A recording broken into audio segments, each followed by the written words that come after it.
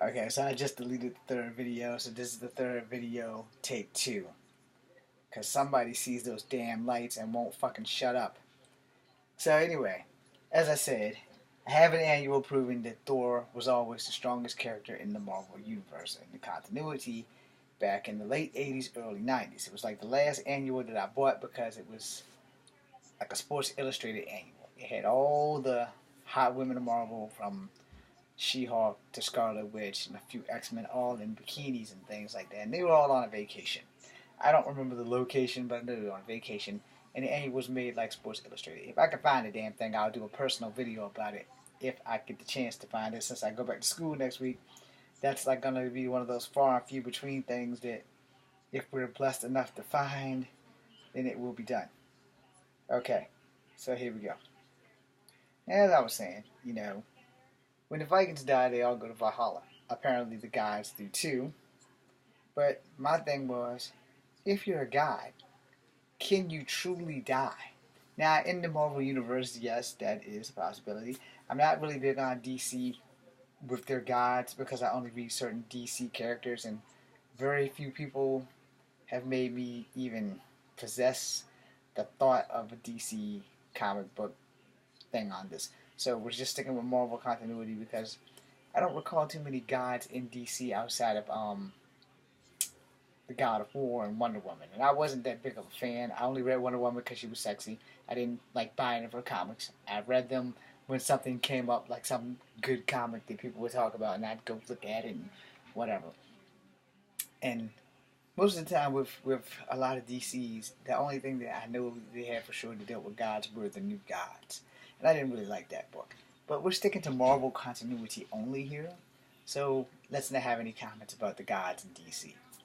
I only really know the gods in Marvel because I mostly read Marvel comics. I still mostly read Marvel. I just don't go purchasing them anymore because of everything that they've done to the X-Men had pissed me off to the highest point of festivity. And even when they did the reboot in the 2099, they did all those. They still didn't take the X-Men in the direction that it was going when Stan Lee first started writing it. And then when they put the new writers in, they shoot it up. And I know y'all see them damn lights! Damn! Anyway, you know, somewhere along the line, and this is all on me. It's nothing to do with Marvel personally. It's all on me because apparently, when you get poor, you miss a few issues or whatever. And when you don't have money to go back and buy the back issues, you're pretty much screwed. So, when did God start dying in the Marvel Universe? I mean, I need to know. Because before the retcons in 2010 and beyond, gods couldn't really die. Now, there were certain things that they did, and like certain what ifs and what does, where they did touch on things like that. But, I wasn't really big into those. But for the most part, in the main continuity, in the 616, gods really didn't die. Gods were like the most powerful beings in the Marvel Universe. And I just gotta ask the question, when did I miss the fact that gods in the Marvel Universe can die? It's not like they ever talked about it on the forefront. The New Mutants went to hell one time to rescue someone. And of course they spell hell H-A-I-L instead of H-E-L-L. And I have that comic somewhere because they're riding on Warlock. I can't remember if they went in to go save Mirage or if they went in to go save Karma. But somehow or another, the New Mutants wound up going to hell by way of Asgard. And Doug Ramsey was still alive, so it was a really old comic. It was before the fall of the mutants, where Doug took a bullet for Renee St. Clair, but Wolfsbane, for those who aren't aware.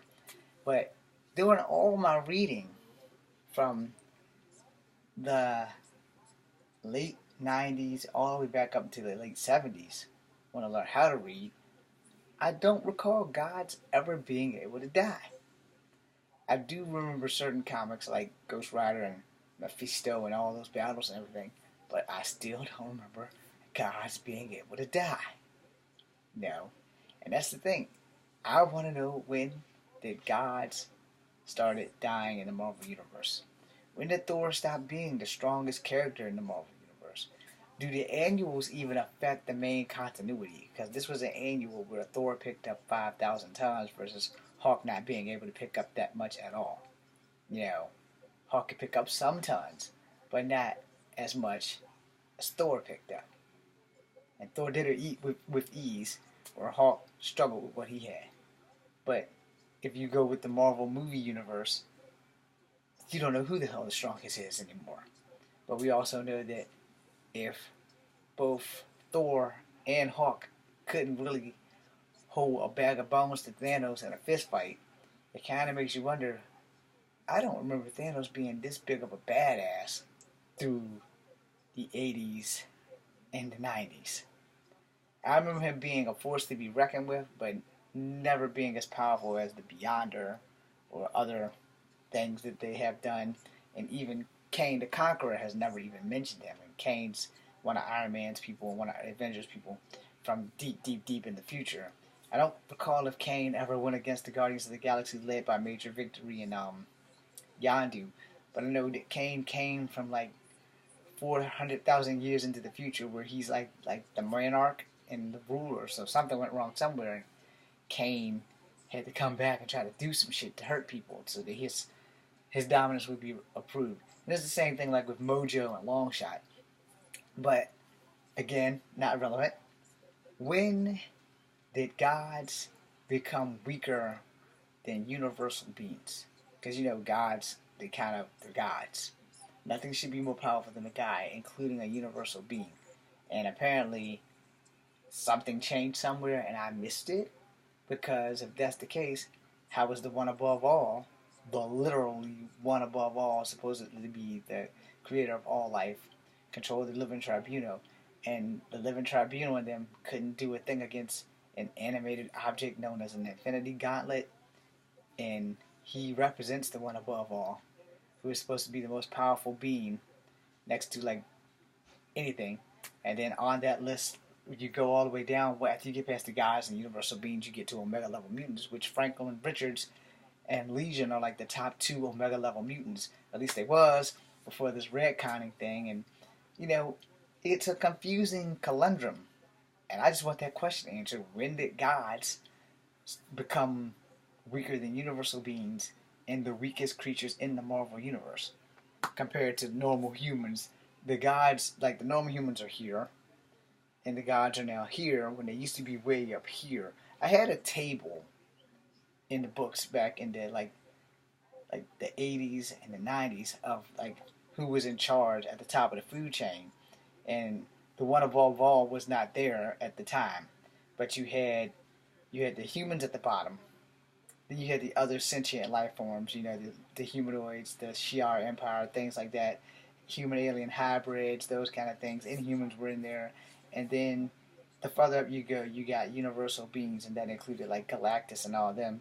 And then you had the gods, which were all the gods, Olympus gods, Asgardian gods, any god in existence.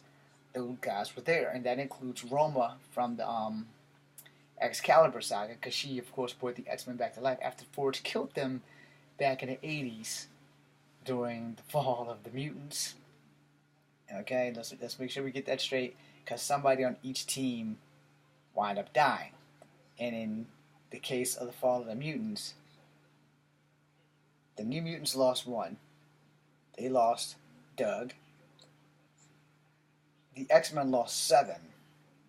X Factor didn't lose anybody, and Excalibur was just being created. And then Exterminators was only a miniseries, and they basically were with the New Mutants. So, you kind of got to twist it up. Also, during that time with the fall of the mutants and that whole era, Power Pack was also affected, but nobody who wasn't a mutant wasn't really affected. But for the mutants in the X-Men part of the Marvel Universe, each team basically lost something or someone, but the X-Men specifically lost, and I will give this to you, in the members who died, minus one person who was not an actual mutant, but still an X-Man. So, Forge had a power problem in his tower in Texas, with one of his enemies, also another Native American, who was a wizard, came in. If he could take over the inside of the building, it was going to spill onto the outside because of the spell he cast. And Forge needed innocent people to take their lives to save the lives of everyone else. So those innocent people were the X-Men, Havoc, Dazzler, Polaris, Rogue, Wolverine, Madeline Pryor. I'm pretty sure I'm missing somebody. Let me go through that list again. You got Wolverine, Havoc, Rogue, Dazzler, Madeline Pryor, Storm. I'm still missing somebody. Anyway, the book is called Fall of the Mutants. Death in Dallas is the title.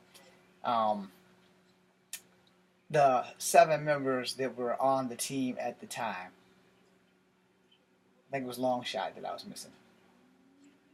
Because I know for sure, it was Colossus. That's who I was missing.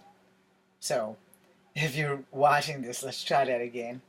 Colossus, Wolverine, Havoc, Longshot. That covers the men. Madeline Pryor, Storm, Rogue, Dazzler, Polaris. That covers the women. So this many X-Men had died. They fought against Freedom Force that was led by Mystique, and she had the Blob and Spiral, who was a double agent. She worked with Mystique, but she also secretly worked for Mojo. So anyway, those guys were all outside trying to get in to get the X-Men. The X-Men were inside fighting dinosaurs and all these other people. And then Forge cast a spell to kill them, which brings us back to the goddess Roma, who was friends with Captain Britain, as they all watched this unfold on TV because the news reporter was recording the whole thing as it was going on inside Forge's building. And then Forge cast a spell. The X-Men eagerly volunteered to die. And Madeline's last message was one where she quoted Dr. Martin Luther King Jr. And then she told Forge to tell Cyclops, if he's out there, to find their son, because the Reavers had not the Reavers, the Marauders led by Scalp Hunter had attacked and left Madeline Pryor for dead and took her son. And Polaris was with them because her body had been taken over by somebody. Anyway, that being said, the X-Men died.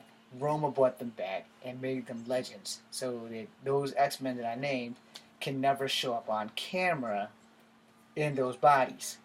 Alright, so when they go through the bodies, you would see like the fuzzy haze. They still had their own bodies, but then after that, when they went through all the stuff they went through with Alaska and the Reavers and Lady Deathstrike, they walked through the seas perilous, and that took away Rogue's power. Excuse me, that's a mistake. They went through the seas parallax after Dazzler shot Rogue and Master Mold through the seas parallax. So then all the X-Men went through there that were still X-Men, with the exception, and I'm probably wrong on this, but I'm pretty sure Wolverine didn't do it because the Reavers had him. Jubilee freed him. Psylocke went through, Dazzler went through, Colossus went through, Storm went through because Storm became a little girl again. And then, whoever the hell else I'm missing, Longshot didn't go through, he went home. So, that's kind of how that worked. But you guys can check all that crap out. The whole point of this video was to find out when in the hell did gods become lower on the food chain than universal beings and things like that, like the Collector and all those guys and Celestials and stuff like that. They all were in a line, so way back in the 90s and the 80s and 70s and stuff like that. You guys should try to look for that just to correct me if I'm wrong, and I don't have a problem being wrong. I'm James Williams, Genius. Come for number 2. Be seeing you.